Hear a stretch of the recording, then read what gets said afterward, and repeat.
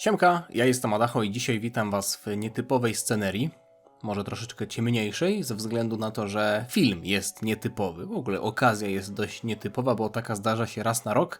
Chociaż temat dzisiejszego filmu mam już w głowie od dłuższego czasu, ale ze względu na to, że oglądacie to, jeśli wszystko dobrze pójdzie, w moje urodziny, czyli 29 września, to postanowiłem, że to będzie dobra okazja, żeby w końcu wykorzystać taką dziką kartę i nie wrzucać wam czegoś związanego z Dragon Ballem, czy One Piece, czy czymkolwiek innym, czym na co dzień się zajmuję, tylko poświęcić ten dzień na opowieści. Opowieści sprzed kilkunastu lat, mam kilka albo nawet kilkanaście ciekawych rzeczy, które myślę, że by was zainteresowały. Po prostu chciałbym wrócić dzisiaj wspomnieniami do czasów 2011, 12, może też 13 roku. Nie będę dzisiaj opowiadał wam o tym, jak to było, wiecie, jak już nagrywałem o Dragon Ballu, czyli tam 2017. Albo to pamiętacie, bo sami oglądaliście wtedy moje filmy, albo mówiłem wam już o tym gdzieś tam na łamach jakichś live'ów czy coś takiego. Także dzisiejszy film możecie traktować w połowie jako audiobooka, jako podcast, raczej to jest lepsze słowo, chociaż dla osób, które uwielbiają stare screeny, które lubią wracać wspomnieniami do starych czasów, mam dzisiaj naprawdę przygotowanych kilka fajnych screenów. Jeśli pamiętacie czasy YouTube'a sprzed kilkunastu lat, to naprawdę jestem podekscytowany tym, co dzisiaj będę mógł wam pokazać i myślę, że wam się spodobają te relikty przeszłości, a wiem, że są też widzowie, którzy będą to oglądać, których może jeszcze wtedy nie było na świecie, albo byli na tyle młodzi, że po prostu tego nie pamiętają, także też będzie to ciekawostka. Wiecie, wiele razy wam mówiłem o tym, albo raczej kto zainspirował mnie do nagrywania, więc dzisiaj nie mam zamiaru opowiadać wam, przynajmniej w większości mam nadzieję, że nie o tym, co już słyszeliście, ale powiem wam na pewno kilka rzeczy, które dobrze obrazują tamtą codzienność i myślę, że zaczniemy od tego, co widzicie teraz, czyli taki bardzo, zobaczcie, bardzo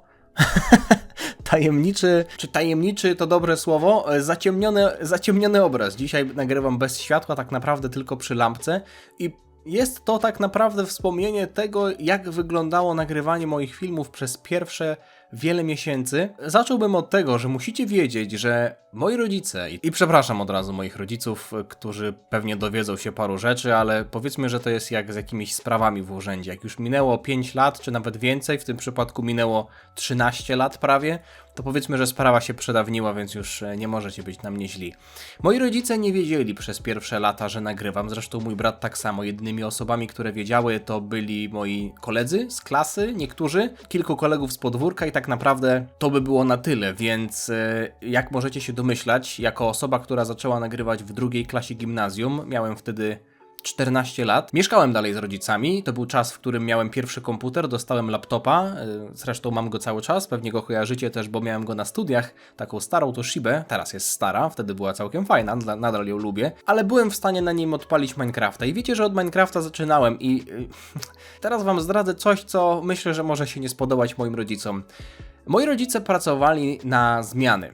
Czyli czasami pracowali na pierwszą zmianę, czasem na drugą zmianę, czasem mój tata pracował na nocki i w zależności od tego, jak moi rodzice pracowali i jak na przykład zostawałem sam w domu, tak miałem możliwość nagrywania filmów. I bywało tak, że na przykład wiedziałem, że nie będę miał możliwości nagrania filmu przez jakiś tydzień ze względu na to, że nie będzie po prostu w cudzysłowie wolnej chaty, więc bywały sytuacje, i to dosyć częste, kiedy moi rodzice oboje mieli pracę na pierwszą zmianę, czyli wychodzili jeszcze przed 6, bodajże, nie pamiętam dokładnie godziny, ale to była chyba 5:45, wydaje mi się, że za 15 6 wychodzili mniej więcej, więc co robiłem ja? Ustawiałem sobie, a nawet nie musiałem sobie ustawić budzika, po prostu zawsze słyszałem, jak moi rodzice wychodzą, więc mniej więcej 5 minut później, o 5:50 wstawałem, ogarniałem się i miałem dosłownie 1,5 godziny na to, żeby nagrać, zmontować i wrzucić odcinek. Możecie się zastanawiać, dlaczego miałem 1,5 godziny na wszystko, zwłaszcza na wrzucanie, skoro tak naprawdę, nie wiem, upload filmu nie powinien trwać długo, trwa nie wiem ile, paręnaście minut się wrzucało film na YouTube'a. Otóż nie. Mieliśmy wtedy bardzo słaby internet. Nie pamiętam dokładnie, jaka to była wartość, ale kojarzy mi się albo 1 mega, albo 10 mega. Wydaje mi się, że to było 1 mega, ze względu na to, że wyobraźcie sobie to. Wstawałem o 5:50, ogarniałem się w kilkanaście maksymalnie minut. Siadałem do nagrywania odcinka, który musiałem już mieć wcześniej przygotowany. Nie byłem w stanie, nie umiałem nagrywać aż tak bardzo na spontanie. W sensie nagrywałem na spontanie to, co mówiłem, ale jako, że nagrywałem serię w Minecrafta, to sobie tam wcześniej przygotowywałem, co w danym odcinku zrobię. Także nagrywałem odcinek, montowałem. Montaż to jest dość duże słowo na tamten czas, ze względu na to, że korzystałem z darmowego programu wbudowanego w Windowsa 7 ówczesnego, Windows Live Movie Maker, i miałem tam naprawdę problemy z niektórymi rzeczami. Nie potrafiłem nawet dodać napisu na film, więc na początku moich filmów jest albo napis, albo wideo i ta domyślna długość tego napisu to jest 7 sekund, bo też nie potrafiłem skrócić danego napisu, także montaż to jest dość duże słowo, ale musiałem to zrobić. To, co zajmowało najwięcej czasu, to było samo wrzucanie filmu na YouTube'a, ponieważ ze słabym internetem, jeśli wrzucałem film w zasadzie zaczynałem wrzucać film około 7:40, 20 minut przed szkołą, także czasami musiałem się bardzo spieszyć do szkoły, żeby się nie spóźnić na 8. O 7:40 wrzucałem upload, wiecie o której film był dopiero wrzucony na YouTube'a? O 14:40. W zasadzie ja wracałem po 7 lekcjach w szkole, mój laptop był cały czas włączony, upload tego filmu, to wrzucanie było cały czas włączone i ja przychodziłem i widziałem, że na przykład jest 99% i dopiero wtedy film się wrzucał. A po tym jeszcze, jak wróciłem ze szkoły, czasami musiałem jeszcze przygotować obiad, na przykład, wiecie, obrać ziemniaki i wstawić je, żeby moi rodzice, którzy wracali chwilę po 15 albo o 15, już nie musieli tego robić za mnie. Także były to naprawdę czasy, w których musiałem dysponować dobrze każdą minutą. Nie powiem, że byłem do tego zmuszony, ale chciałem to robić i przepraszam, jeśli czasami rachunki za prąd były wyższe ze względu na to, że mój laptop, który umówmy się nie ciągnął aż tak dużo prądu, chociaż to nie ja płaciłem wtedy rachunki, więc nie wiem. No był cały czas włączony. I nie powiem, że tak było każdego dnia, bo czasami były sytuacje, kiedy na przykład moich rodziców nie było gdzieś tam po południu i wtedy sobie mogłem nagrać coś po południu, ale bardzo często, i to widać na moich pierwszych filmach tych przez pierwszy rok, że nagrywam albo w takim oświetleniu, jak już pokazywałem twarz na kamerce, no wcześniej tego nie było widać, bo nagrywałem bez twarzy, ale duża część moich filmów, tych pierwszych, jest nagrywana w okolicach 6 rano, 6:30, 7 przed szkołą w ogóle, czasami nawet bez śniadania. Za to też przepraszam. 19 września 2012, czyli niecały rok po rozpoczęciu nagrywania w ukryciu, dalej nagrywałem w ukryciu, także pod tym względem nic się nie zmieniło, ale wtedy, tego dnia, wrzuciłem pierwszy odcinek z nowym mikrofonem. Siemka, ja jestem Madacho, a to jest moje nowe mikro. I możecie się zastanawiać w takim razie, co moi rodzice pomyśleli na temat zakupu mikrofonu, który na tamte czasy kosztował naprawdę zawrotne pieniądze, bo kosztował 200 zł. Był to, a w zasadzie jest, mogę wam go pokazać. Staram się nie przywiązywać do rzeczy i wielu rzeczy naprawdę nie szkoda mi oddawać innym, ale tego mikrofonu wydaje mi się, że nigdy nie oddam, ze względu na to, że to jest dokładnie ten Syn 7 M-Pod na USB, mikrofon pojemnościowy. Pamiętam, że oglądałem film youtuberki, która nazywa się Kinaczewa, która robiła recenzję tego mikrofonu, zanim go kupiłem. Moim rodzicom powiedziałem coś w stylu, że potrzebuję mikrofonu do rozmów z kolegami na Skype'ie, czy coś w tym stylu, że coś tam ze szkołą. Nie pamiętam dokładnie, ale na pewno nie powiedziałem im, że wtedy potrzebuję go do nagrywania. Także dziękuję, że moi rodzice kupili mi ten mikrofon, naprawdę jestem z niego zadowolony. Zresztą, część z was na pewno pamięta ten mikrofon, jeśli oglądacie uważnie moje filmy, bo używałem go od 2012 przez następne 9 lat, jeszcze na przełomie lat 2021 i 2022. Widać, że on stoi na moich filmach. Nagrywałem do niego wszystkie filmy w akademiku na temat już Dragon Balla, więc jest to wspaniały mikrofon, ale wymagał on mimo wszystko zmiany po tylu latach. Ciekawa historia z nim wiąże się taka, że to był jedyny mikrofon, który, w sensie aukcja z tym mikrofonem, to była jedyna aukcja, jaką się udało znaleźć z tym modelem w internecie. Został on kupiony bodajże na Allegro. Był to używany mikrofon, w zasadzie został kupiony jako używany mikrofon. Wiecie od kogo? Od osiedlowych raperów. Także osiedlowi raperzy na początku wypluwali do niego gorące jakieś teksty, disy może nawet, a potem gadał do niego dzieciak na temat Minecrafta, także ten mikrofon musiał przeżyć niezły dysonans poznawczy. Jak przez cały czas słuchał o osiedlowym życiu, a potem zaczął do niego gadać dzieciak o stawianiu klocków dirta i budowaniu posągów z wełny. Tego dnia, 19 września, powiedziałem wam, albo nie powiedziałem, to teraz mówię, że i nagrałem, i zmontowałem, i wrzuciłem ten odcinek. I skąd, myślicie, mogę pamiętać taki szczegół? Otóż jak pokażę wam opis odcinka, który wrzuciłem dzień wcześniej, czyli 18 września 2012, to był był kolejny odcinek serii Uciekający Adacho, tak się nazywała ta seria. Przechodziłem tam mapki Escape w Minecrafcie. Nie będę wam ich pokazywał, większość, a w zasadzie chyba nawet wszystkie są prywatne, bo te filmy są za mocne. W opisie tego filmu widniała informacja, że prawdopodobnie jutro kolejny odcinek Minecraft według Adacha. Słowo prawdopodobnie jest zabawne, bo nie wiedziałem, czy odcinek będzie, czy nie. I to właśnie jest klucz w tym wszystkim, bo wiedziałem wtedy, dzień wcześniej, że moi rodzice będą pracować w taki sposób, że będzie przez jakiś czas, w cudzysłowie, brzydko mówiąc, wolna chata, więc będę mógł nagrać ten odcinek. Teraz mi głupio o tym mówić, bo to brzmi trochę jakbym był niewdzięczny, albo jakbym patrzył tylko na siebie i nie jest tak absolutnie, bo kocham moich rodziców i bardzo im dziękuję za to, co mi dawali przez całe życie, ale bywało tak często, że przychodziłem do kuchni, gdzie wisiał kalendarz, wiecie, taki kartkowy kalendarz z całym tygodniem pokazanym i przy każdym dniu ołówkiem było napisane, jaką zmianę mają moi rodzice. I ja czasami przychodziłem do kuchni, gdzie na przykład siedziała moja mama, która pytała mnie, czy coś patrzę do kalendarza, dlaczego patrzę, ja mówiłem, że albo coś tam do szkoły, coś tam odpowiadałem, a tak naprawdę patrzyłem często, nie mówię, że zawsze, ale często patrzyłem na to, jakie będą mieli zmiany, żeby móc sobie zaplanować, w który dzień co będę mógł nagrać. No, cały czas się jeszcze ukrywałem, bałem się tego, co by powiedzieli na temat moich filmów, także moja rodzina jeszcze w tamtym momencie nie wiedziała, że nagrywam. I dzisiaj, jak się patrzę na tamte ówczesne filmy, to krótko mówiąc, żal dupę ściska. Czuć litość, jak się to ogląda, ale uwierzcie mi, że wtedy traktowałem to bardzo poważnie. Nawet prowadziłem zeszyt, gdzie zapisywałem praktycznie wszystko.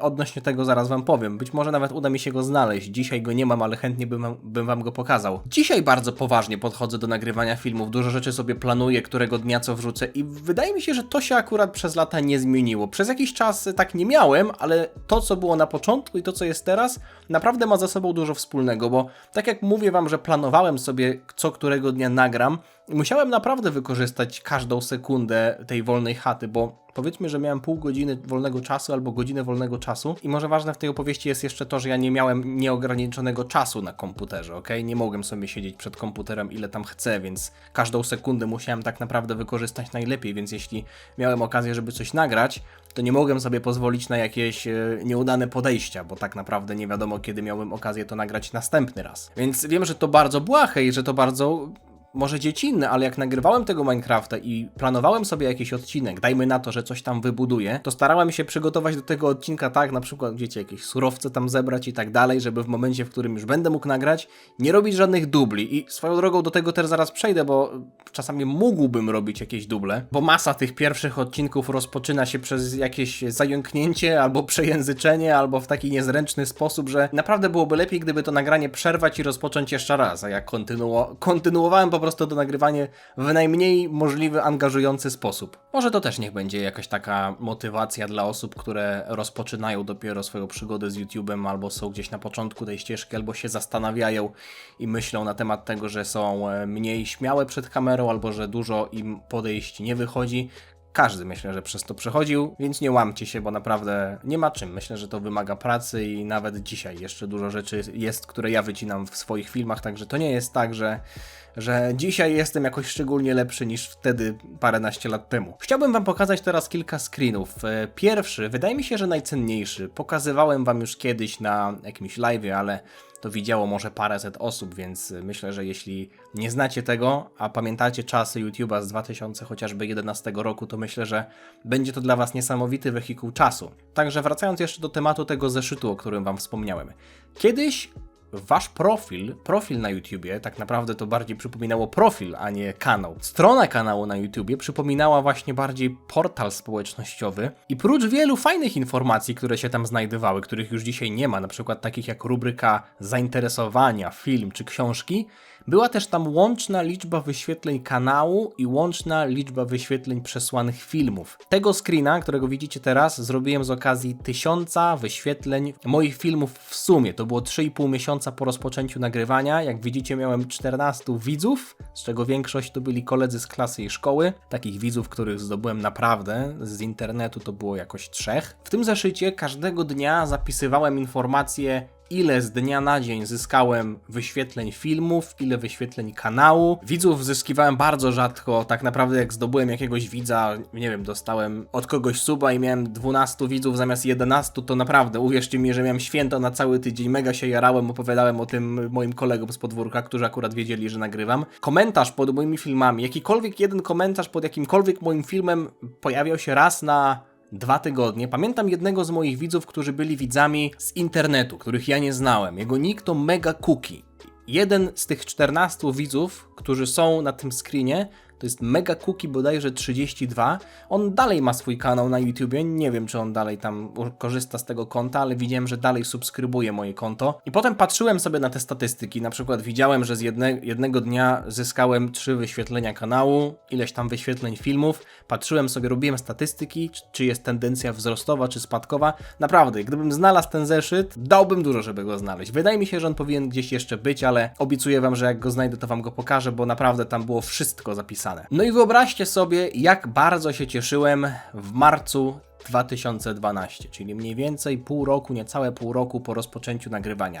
To była pierwsza taka, nie powiedziałbym, że to jest nawet mini drama, nie nazwałbym tego, nie sklasyfikowałbym tego jako dramę, ale dam wam kontekst, ok? Żebyście wiedzieli mniej więcej o co chodzi. Nawet jeśli nie gracie w Minecrafta, to myślę, że i tak zrozumiecie mniej więcej o co chodzi. To były czasy, kiedy w Minecrafcie miał wejść w zasadzie bardzo duży update, aktualizacja do gry, beta 1.8 i to był Adventure Update, który dodawał bardzo dużo rzeczy, między innymi moba, czyli potwora w grze o nazwie Enderman. I ten mob, ten potwór był naprawdę przerażający. Nawet powstał taki fanowski trailer, przez który z moim kolegą Grzesiem sraliśmy w gacie ze strachu. I żeby dać wam trochę kontekstu odnośnie tego Endermana, ten Enderman, prócz teleportacji, czego nie potrafił żaden inny mob w grze, potrafił też chwytać i przenosić bloki, czego też nie potrafił inny mob w grze. W ogóle był taki długi jak jakiś Slenderman, prawda? Bardzo kojarzył się wtedy ze Slendermanem, bo te gry ze Slendermanem, te horrory były też w tamtym czasie niezwykle popularne. I to mnie natchnęło, ten trailer,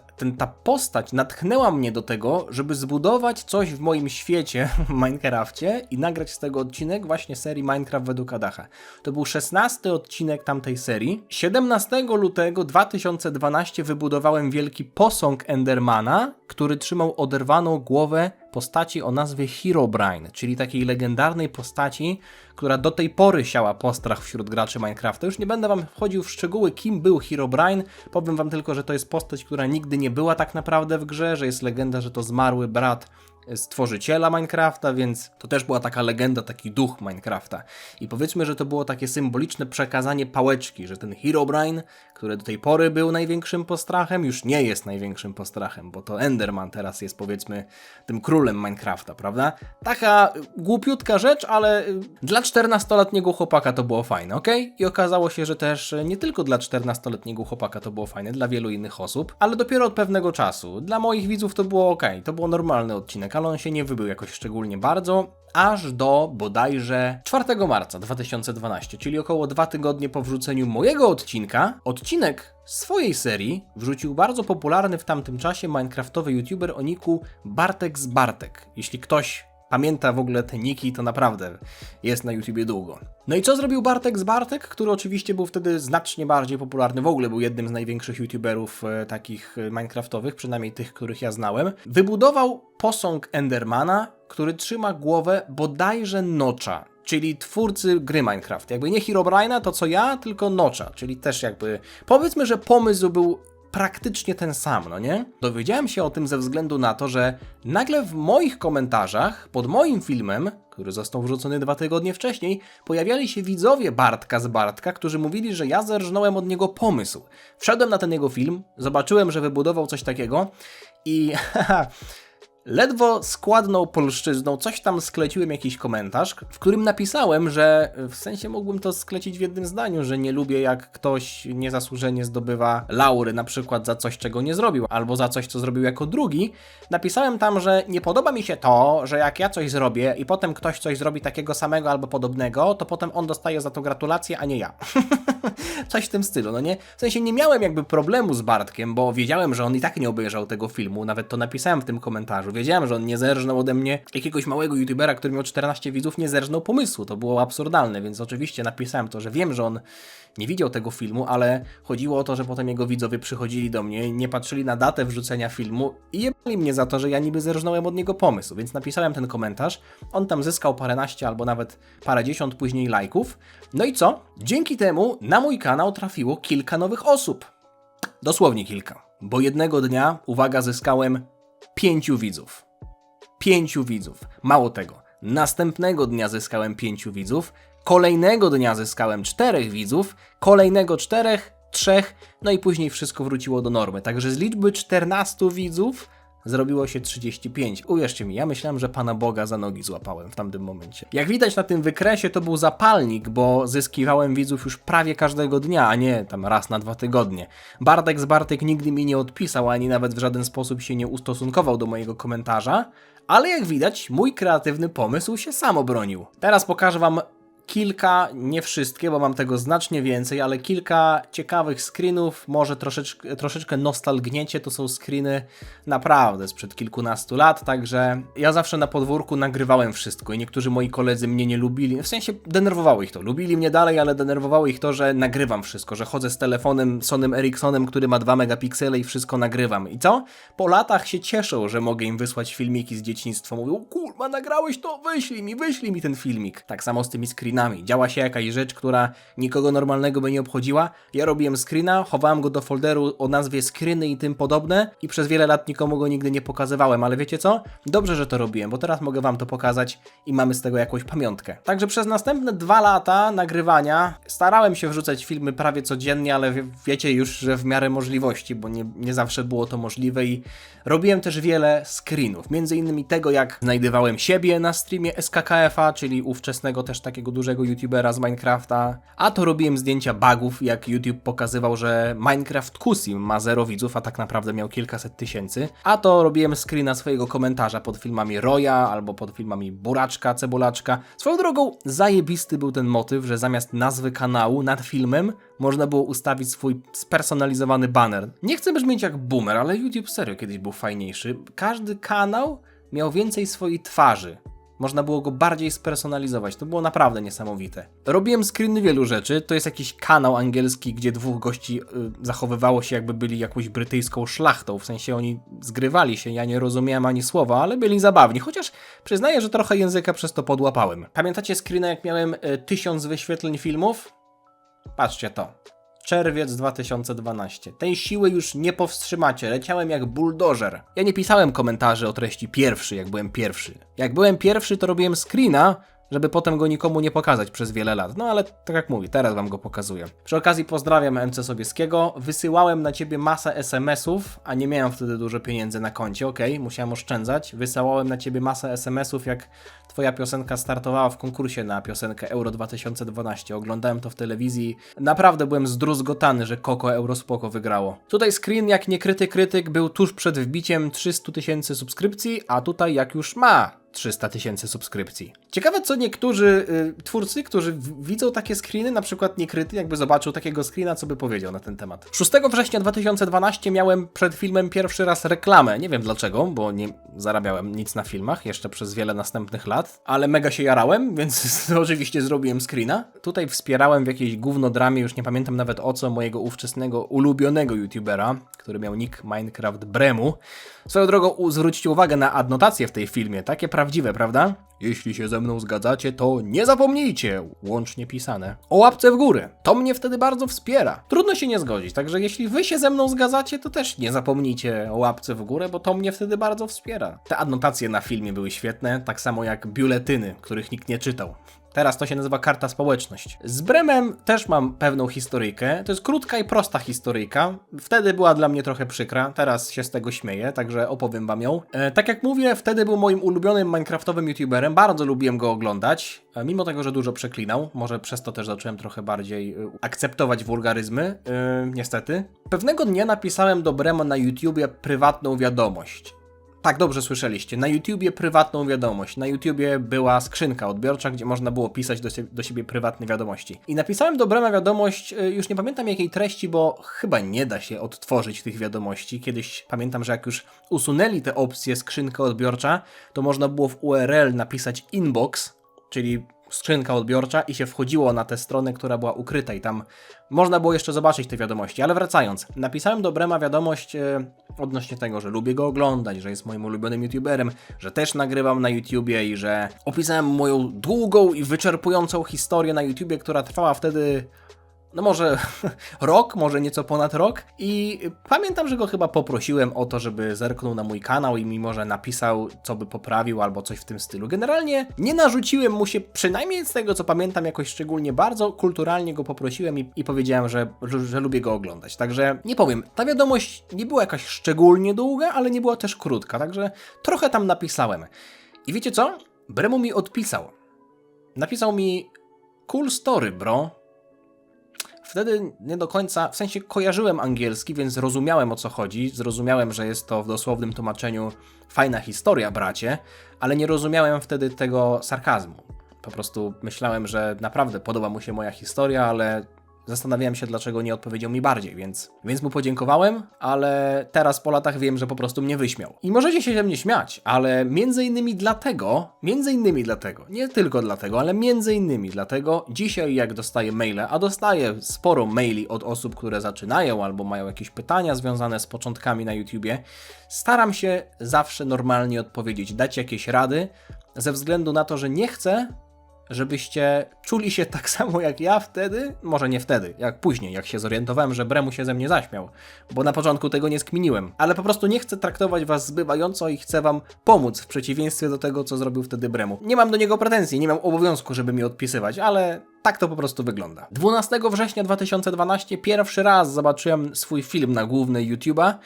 Wtedy jeszcze nie wiedziałem, czym są personalizowane propozycje, także jarałem się jak dziecko. Kolejna ciekawa historia, część z was o niej chyba wie, ale ogólnie jest to jeden z niewielu filmów na kanale, które usunąłem. Okolice września, października 2012. Wtedy pojechałem z klasą do Teatru Wielkiego w Poznaniu, na Jezioro Łabędzie. Czy to była premiera, nie pamiętam, ale generalnie to był duży balet. Bo to balet, prawda? Pojechaliśmy tam na wycieczkę szkolną, na wycieczkę klasową, też w sumie z innymi klasami.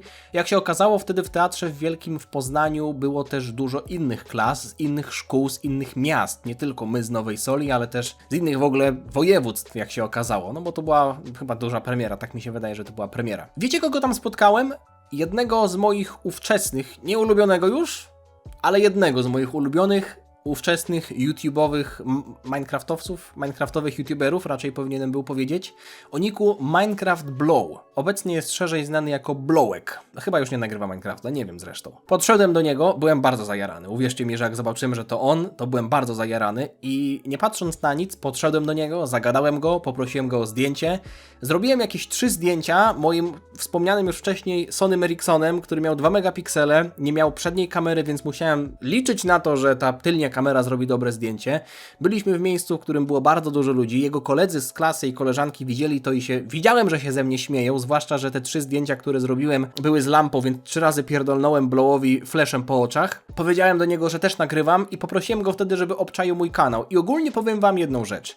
Nie wiem, czy robił to wtedy z grzeczności. Wydaje mi się, że tak, nie dziwię mu się zresztą, ale był bardzo uprzejmy i naprawdę dobrze mi się wtedy, w sensie dobrze się czułem po tej rozmowie. To nie było tak, że mnie zbył, zwłaszcza biorąc pod uwagę, że tak jak powiedziałem, widziałem kątem oka, że jego starsi, bo jest ode mnie starszy, tam rok czy 2, zwłaszcza w takim wieku gimnazjum, to jest przepaść, no nie? Ktoś z wyższej klasy to jest już dorosły, a 2 lata wyżej to już w ogóle emeryt. Także widziałem kątem oka, że jego koledzy z klasy, czy tam koleżanki nawet się ze mnie podśmiewują, ale olałem to kompletnie. Naprawdę, w ogóle mnie to nie dotykało ze względu na to, że byłem tak zdeterminowany, żeby dobrze wykorzystać ten moment, że w ogóle nie zwracałem na to uwagi. Zdjęć niestety nie mam tych, które zrobiłem. Wydaje mi się, że ich nie mam. Może kiedyś je komuś pokazałem na YouTubie, więc może byłby screen, wydaje mi się, że nie. Ale to jest film, który wrzuciłem bo potem wróciłem do domu po tej wycieczce, usiadłem do nagrywania audiologa. wrzuciłem zdjęcie w tło i gadałem do mikrofonu, jak spotkałem Blowa, opowiadałem całą tę historię i byłem mega podjarany. Ten film zrobił naprawdę dużo wyświetleń jak na mój kanał, powiem wam, że jak ja robiłem po kilkadziesiąt, kilkaset maksymalnie wyświetleń, to tamten film chyba zrobił parę tysięcy. Nie pamiętam aż tak dokładnie, ale potem go usunąłem, bo w mojej klasie później w liceum się śmiali z tego, bo znaleźli ten film moi koledzy i się śmiali z tego, chyba dlatego go usunąłem. Ale, żeby nie było, że jestem gołosłowny, mam na dowód tego screena. Po powrocie do domu, po tej wycieczce, napisałem maila do Blowa. Pod jednym z kolejnych jego filmów napisałem mu komentarz, w którym zapytałem go, czy pamięta nasze spotkanie i że napisałem mu maila i napisał, że pamięta bardzo dobrze. Przechodząc jeszcze dalej do screenów, raz byłem pierwszy u Klocucha, kilka razy miałem najbardziej łapkowany komentarz pod filmami Gimpera, na przykład unboxingiem chlebaka, czy tam daily gimplogiem, ale przechodząc jeszcze do tematu Gimpera, bo z nim też mam pewną historię, największy hit do tej pory mojego kanału to był diss na Gimpera.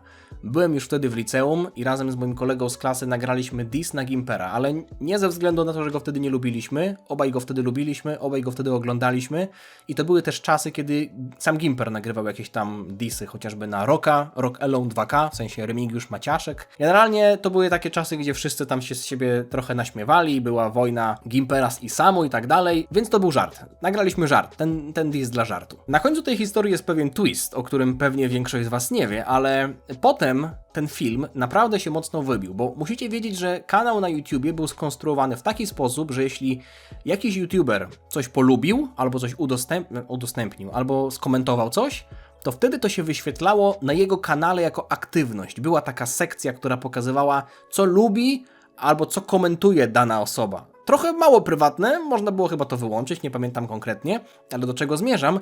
Gimper zobaczył ten film, skomentował go, co teraz widzicie na swoich ekranach. Oczywiście widać, że jego komentarz jest prześmiewczy, nawet post, który wrzuciłem na Facebooka pod jego fanpage'em został przez niego zalajkowany, także on wiedział, że jest to 100% żart, ale ze względu na to, że skomentował ten film, masa jego widzów przyszła na mój kanał i niestety chyba nie zrozumieli żartu, więc chcąc bronić widłami i pochodniami swojego pana, zaczęli zgłaszać mój film i niestety po niecałej dobie został on usunięty za nękanie. I to nękanie jest wzięte w cudzysłów, bo tak to zostało napisane na YouTubie. Ale i tak ten film zdążył wbić ponad 3200 wyświetleń, co nie jest obecnie być może dla was jakąś imponującą liczbą, ale wyobraźcie sobie, że wtedy, kiedy moje filmy robiły po kilkadziesiąt wyświetleń w tydzień, i w ogóle stały praktycznie później, 100 to było mega dużo, 3000 wyświetleń, 3200 wyświetleń, kilkaset łapek w górę, też sporo łapek w dół oczywiście. To był absolutny rekord mojego kanału i ten film niestety został usunięty. Potem nagrałem diss na YouTube. Powinienem był nagrać diss na widzów Gimpera, a nie diss na YouTube'a. I wiecie co? Teraz następuje ten twist, który jest też pewnym fanfaktem. Po całej dekadzie, niedawno, po 10 latach, udało mi się odzyskać ten film, bo on został usunięty, ja nie miałem żadnej kopii, mało tego, nawet nie pamiętałem, do jakiego bitu rapowaliśmy, nie pamiętałem tekstu tego filmu. Praktycznie jedyne co pamiętałem to to, że on istniał, miałem tylko na YouTubie go na liście filmów wrzuconych, że był, nie mogłem go odtworzyć, nie mogłem go pobrać, nic. W zeszłym roku bodajże to było, albo na początku tego roku, udało się go odzyskać ze względu na to, że YouTube Studio się troszeczkę zmieniło i teraz jak wszedłem na ten film, też kompletnie przypadkowo, bo coś tam sobie stare rzeczy przeglądałem, okazało się, że w małym okienku w podglądzie w YouTube Studio mogę go odtworzyć.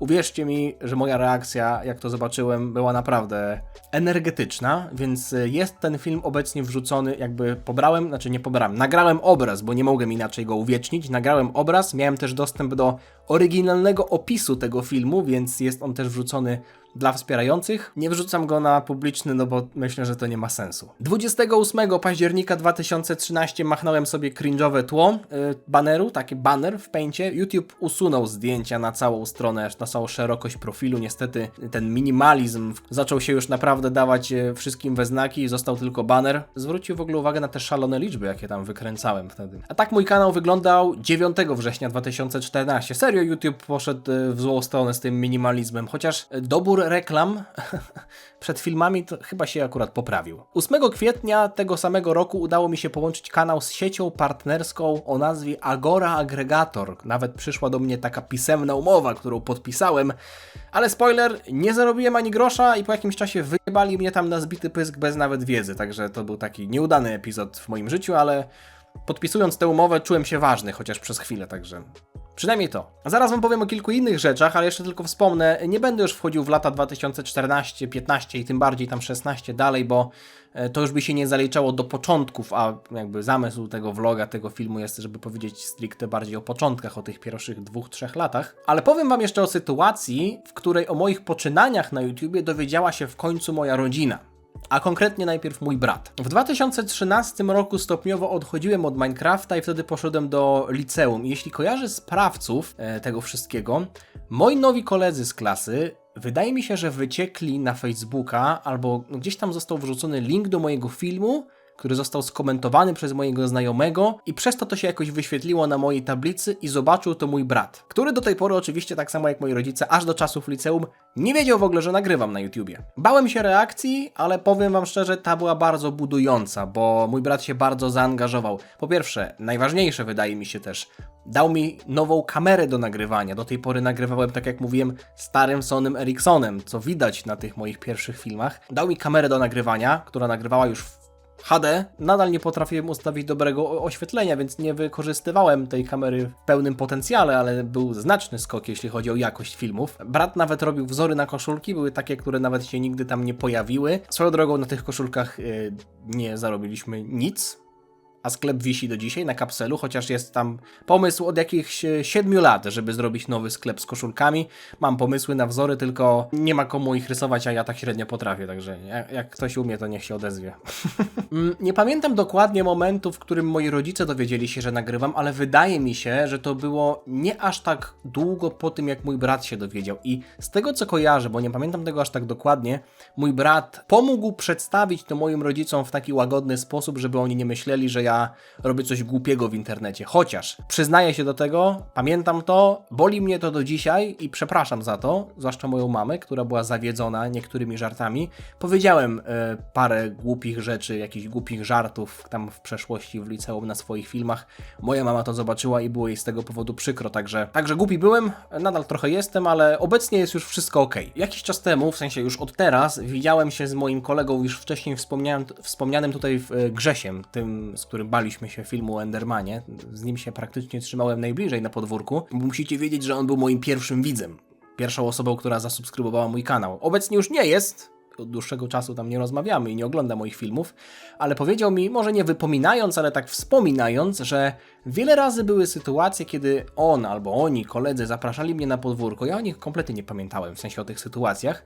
I ja odmawiałem, bo mówiłem, że muszę nagrywać. I ja na to nie patrzę jako na coś takiego szczególnie przykrego. No co, miałem wyjść, nie wyszedłem, ale Grzesiu mi mówił, że wiele razy było tak, że poświęcałem, jemu się wydawało, że poświęcałem jakby relacje, kolegów poświęcałem, dlatego żeby nagrywać, więc możecie się śmiać, ale wtedy już jak budowałem gówniane chatki z Minecrafta albo budowlę z Minecrafta, to już wtedy poświęcałem swoje kontakty, swoich przyjaciół, tylko po to, żeby nagrać film, który potem miał 20 wyświetleń. Pamiętam, że pod koniec 2012 roku chciałem zakończyć swoją drobną działalność. Nie nazwałbym tego w ogóle działalnością, ale nie ma lepszego słowa chyba, nie wpada mi lepsze słowo do głowy. Nawet nagrałem film, w którym usiadłem przed kamerą, nagrałem film, w którym wytłumaczyłem, dlaczego nie chcę nagrywać, a już nie chciałem nagrywać, bo powoli się chyba wypalałem. Trudno mi było nagrywać w takich warunkach, o jakich wam wcześniej mówiłem i też te wyniki nie do końca mnie satysfakcjonowały, ale tego filmu nigdy nie wrzuciłem. Usunąłem go, także dobrze, że tak zrobiłem, bo byśmy się nie widzieli dzisiaj.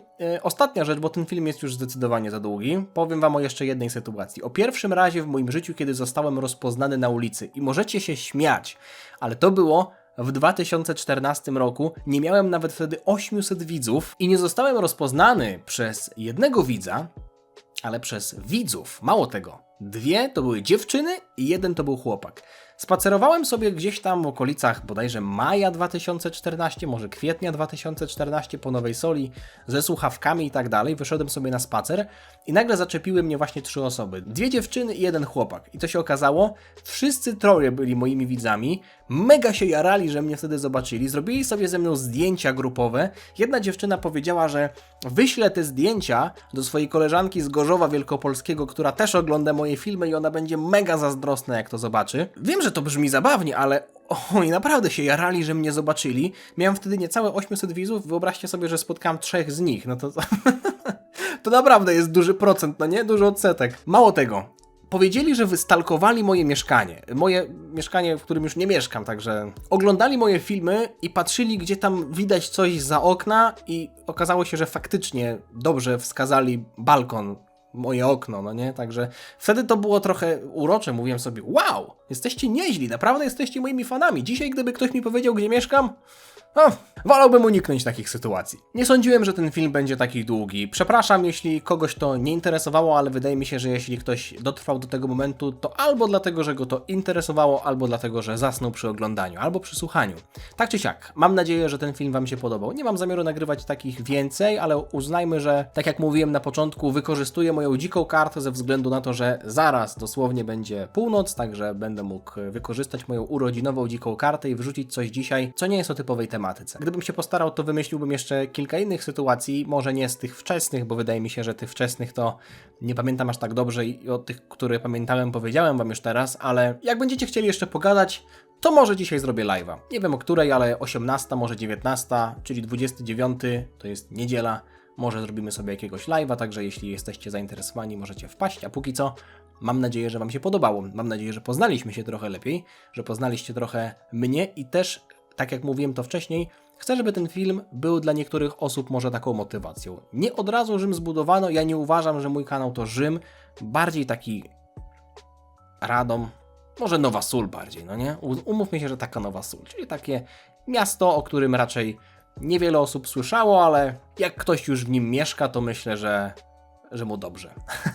Chodzi po prostu o to, żebyście w siebie wierzyli. To mówię do tych osób, które też tam coś próbują nagrywać albo się zastanawiają, czy warto zacząć. Tyle, nie przedłużam. Życzę Wam miłego, spokojnego dnia i jeśli faktycznie uda się, to zobaczymy się jeszcze dzisiaj na live'ie. Chociaż dla mnie to jest już prawie noc, to nie wiem kiedy to oglądacie, ale ogólnie miłego życia Wam życzę. Trzymajcie się, na razie, cześć.